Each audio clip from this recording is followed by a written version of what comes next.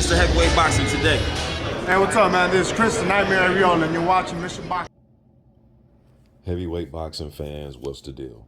All right, man. So I want to give my opinion about this heavyweight card tomorrow. I'm gonna be checking this card out, man. 4 heavyweight fights on here.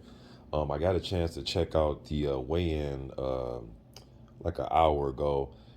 Funny, man. It looks like Anthony Joshua. He almost looked like irritated. The fact that Robert Helenius had the audacity to stare him down at a stare off. You know what I'm saying? Like, that's the vibe I was getting from AJ, man. But it's over the years, man, we've watched AJ be, the gracious, humble, respectful champion. To now he's coming off as like a pissed off contender.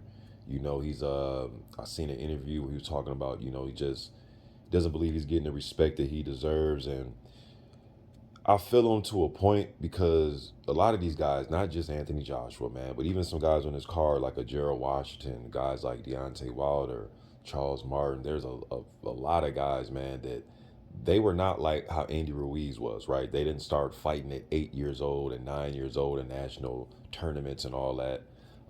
These are guys that, turn pro 19, or not turn pro, but just start taking up boxing very late when they're 19, 20, 21 years old, and so on. So from that standpoint, for him to make it as far as he has in the game of boxing and been in big fights and garnering big money and big crowds, I mean, that is pretty impressive on that aspect of it. All right. But as far as, the breakdown of the fight with Helenius and Anthony Joshua, man, at this point, I mean, I can't even say when's the last time we saw the Anthony Joshua that we came to love, right? The Joshua that fought in like 2016, 17, 18. I don't even know when's the last time we saw that Anthony Joshua. We definitely didn't see that Joshua in the fight against Franklin. We didn't see that Joshua in 2022 or 2021 against Usyk. And you could say, hey, Mr. Boxing, man, it's the opponents he has in front of him. Like, some people didn't think he can beat Usyk to begin with, let alone put on a classic Anthony Joshua type of performance, right?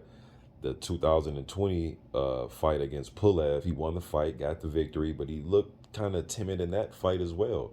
I know when during the clinches, I was like, man, if Pulev can just turn up in the clinches and, hit AJ with those little short punches on the inside, make him feel uncomfortable, he probably could turn the fight around. But credit to AJ, he got the job done. But that still, to me as a fan, didn't look like the AJ that I saw in 2018, 2017.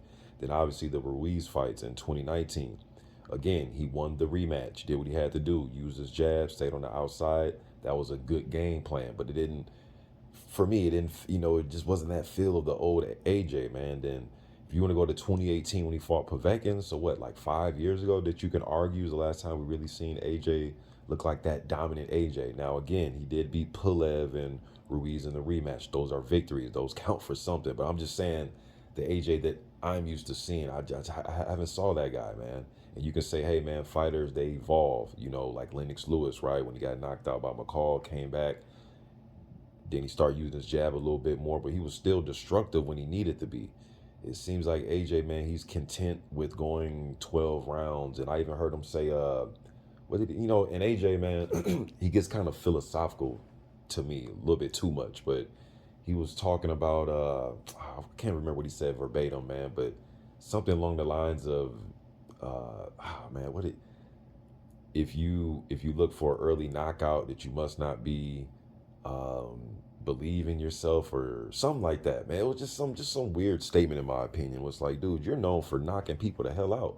Why would you want to go 12 rounds if you can get guy out there earlier? It doesn't make sense to me. But I don't know, man. Then this is going to be his fight with Derek James. It seems as if he was trying to intimidate Helenius, man. It just seemed like he was, almost irritated at the fact that Helenius wasn't like backing down. They were like, AJ he was talking to Helenius. I'm not sure what he was saying. I was reading the comments under the press, the weigh-in video, and some fans were saying that he was telling Helenius that we can fight right now. We'd have to wait till tomorrow or something like that. I don't know what he was saying, but it just looked awkward, man. It's like, first you're trying to intimidate him with your stare down, and then when it seems as if Helenius wasn't blinking a bit, now you have to like talk shit to him to, you know what I'm saying? I mean, that's what it seemed like, man. But regardless of that, though, AJ, there's a possibility he can go in here and win this fight within the first couple rounds, or this shit might go to decision and he not look all that great. Or what I think is the least bit of chance of having is Helenius beating him.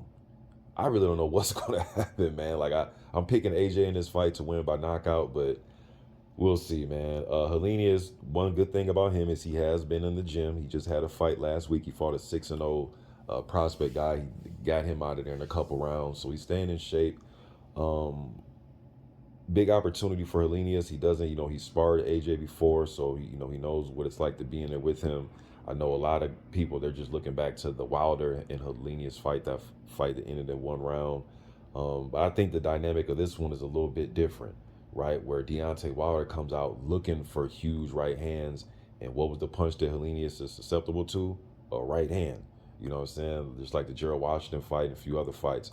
But the fights that I've seen Helenius lose, though, man, a lot of them is when guys like when Duhaupas fought him. Duhaupas put up the high guard, rushed him, got right up in his chest, was pressing him against the ropes.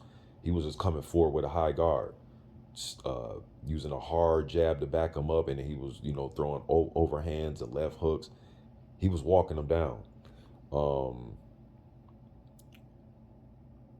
And then the Wilder fight, right? Even the first few rounds of that fight, man, or not I'm thinking about Gerald Washington, but Helenius, when he fought Wilder, he got knocked out in the first round. And then when he fought Gerald Washington, that was a good back and forth fight. Then he got caught late in that fight. Both guys looked exhausted, looked like they were fighting in slow motion. And then he got caught. Helenius did. All right, then he had the 2 fights with Kanaki. He was able to handle Kanaki's pressure, man. But he's been in there with some heavy-handed guys like Erkin Tepper.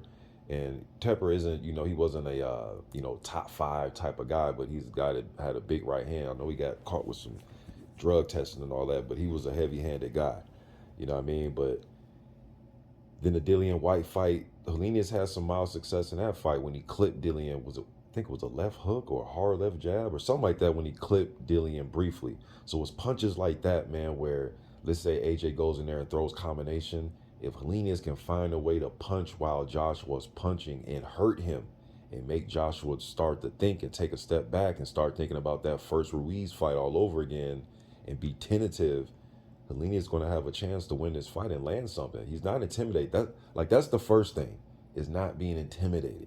And it doesn't seem like he's intimidated, but hey, you can be the most confident guy in the world, still going there and get knocked the hell out. All right, so should be an interesting fight, man. I'm picking AJ to win this fight.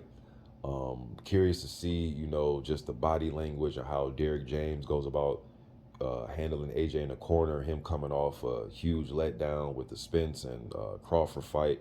We're all human, man, so I'm sure that's wearing on him to some degree, but hey, he's a professional. He's on, across the pond. You have another fighter that you have to, give your all to and train him to the best of your ability and be the best cornerman that night to the best of your ability on that night. All right, so I expect for James to be a professional, but I'm just curious to see how this all plays out, man. And what type of AJ are we going to see, Then also on this card, man, you got Hrgovic and McKean. I did a video on that. Curious to see how Hrgovic handles this southpaw. Now, McKean isn't as a heavy-handed guy like a Zhilei Zhang, right? He's not that type of heavy-handed counterpuncher, but he's still a southpaw. He can dart in and out. He has, quick hands for his size and for the heavyweight division, but can he can he be crafty and find a home for that left hand? And can he hurt Hrgovic with his lead right hand, which is his jab hand, trying to throw hooks? All right, have some of the same success that Zhilei Zhang was able to have. I'm not sure. All right, so I will favor Hrgovic in this one, but McKean is a live dog. He's not, had a classic fight with Johnny Rice, you know what I mean? So he's going to come out there. He's an athletic guy, man. He's not going to be, I don't think he's going to be intimidated. Athletic, just as big as Hrgovic. It's going to be an interesting fight. Very interesting fight, man. Both of those guys got some rankings in the 4 sanctioning bodies, or a couple of sanctioning bodies. So it's going to be a good fight between those two. Then you got Chisora taking on Gerald Washington, man. Now, this is an interesting fight. Gerald Washington, last time I saw him in the ring was against Ali Demarizen. He got stopped. He got stopped on his feet. The ref stepped in and stopped it. Well, Gerald Washington, man, he's going to enjoy the height advantage. the reach advantage in this fight over Derek Chisora. I think he got like 5 inches in height, about 8 inches in reach, something like that. You know, with Gerald, man, when he's fighting, like even in the Demarieson fight, even though he lost, there was rounds where he had good work in the second round, third round, I think the sixth, where he come out, he's throwing a jab, landing the right hand, left hook behind it, followed by a right uppercut. I mean, he'll put 2 and 3 punch combinations together. Where it seems like Gerald has had his problems in his career, in my opinion, is when he starts to go backwards with his chin up in the air and he's not, pivoting out the way or taking a step back and rolling and ducking. He just goes straight back in a straight line with his chin up. And when he gets pinned against the ropes, those have been the times where he gets hurt. I think Wilder caught him with that. Yeah, Wilder caught him with that big shot when he was going back against the ropes. All right. Helenius was able to get to him, just overwhelming him with pressure. Same thing with Jarrell Miller. So when it's like a lot of pressure or he's going against the ropes when the pressure comes, that's when he's in trouble, in my opinion. But and then the fight he had with Charles Martin, he just couldn't get out the way of Charles Martin's left hands. Like they were both trying to set each other up with their power shots. Washington was trying to set him up with a right hand, and Martin was trying to set him up with a left hand. All right, so it's like Martin's left hand was getting there more often. All right, but Gerald Washington will let that right hand go, and Chisora's he might walk himself into right hands. But Chisora has been known to have a pretty decent chin, man. He can take punches and he'll try to smother you. So Gerald Washington can implement a little bit of movement, a little bit of turning Chisora, a la, Tyson Fury. And I'm not saying that Washington knows Tyson Fury, but I think he could implement some of those things that Tyson Fury was able to do. And then on the inside, just tie up. Don't try to bang on the inside. Just tie up, wrap up, tie up. Use your jab, pivot when you have to. Let Chisora walk himself into uppercuts and right hand, because he's going to come forward. Chisora's not going to fight on the back foot. That's one thing I like about Derek. He's going to come to fight. He's not going to be on the back foot popping the jab. It's not his style. He's not going to pop a jab off the back foot. He's not going to move around and walk you into things. He's going to come forward, high guard, looking to bang at the body, throw overhands and hooks. That's what he's going to do. All right, so Washington, I think he's 40 years old, but the good thing about this is Chisora is also 39 years old. He also has 13 losses. His last 5 fights, he's 1-4. Now, you can say, hey, man, a lot of those fights went to decision, but shit, even his win was a split decision win. But then I think he had one of his losses to Parker was a split, I believe. I think so. Y'all correct me if I'm wrong, man. I'm doing this off the top of my head, but then he lost to Fury, Parker twice, and Usyk. And he had success in that Usyk fight. All right, I had that more like a 8-4, 7-5 for Usyk, but it was very competitive. Some people thought it was a draw.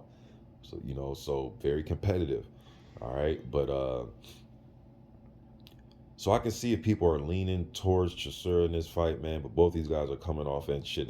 Chisora's last fight, he got completely dominated against Tyson Fury. At least there were some moments in, Washington's fights against Demarieson that he had, but he was completely dominated, man. Interesting fight, man. I really don't know who's going to win this fight. I really don't know, man. I really can't pinpoint. It's like a coin toss to me, because I can see Washington pulling this one off because of the way Chisora fights, but I can also see Chisora eventually overwhelming Washington by getting him on the ropes, getting him going backwards with his chin in the air, and getting clipped and possibly getting stopped. So both of these guys got what it takes to defeat the other guy. I really don't know on this one. I really don't, man. But you guys let me know what you think in the comment section about that fight specifically, and let me know what y'all think. And then also on this card, you got Johnny Fisher, 9-0 with 8 knockouts, the 24-year-old heavyweight taking on Harry Armstrong. One thing about Fisher, man, he has not fought any of the notable journeymen yet. He's fighting the low-level, low-tier journeyman guys. So he hasn't even fought the Kamil Sokolowskis or the Jonathan Rice, or he hasn't even fought guys like that. He's fighting the low tier of the low tier journeyman. And in this fight coming up, he's fighting a guy, Harry Armstrong, who's 5-1-1. He has no knockout victory, so really no knockout power, but he is 6'6". He is, a heavyweight, so unless Johnny Fisher just walks in with his, not taking his guy serious at all, walks into something big and gets clipped, I see him winning this fight by knockout. And if he doesn't win by knockout, I think he'll just dominate the fight. So, and the Harry Armstrong, he's just like Johnny Fisher. He's fought very low tier opposition. I thought I saw a guy on his record that was like 3 wins and 30 something losses. So I expect Fisher to win this, man. But if he wins this fight, he'll improve to 10-0. Eventually we're gonna have to get him in there with some of the higher tier journeyman level guys. We can't just keep feeding them guys that are 1-7 and the records of 2-10 and all that type of stuff. I'm not saying throw him in there with some contender, but let's start getting him in there with some journeymen that that's gonna give you some rounds. You know what I mean? So, or maybe Harry Armstrong is one of those guys. I'm talking about guys that we know of, like a Sokolowski, somebody like that. All right, but this is just my thought about this upcoming card tomorrow, man. Y'all let me know what you think in the comment section. I'm gone.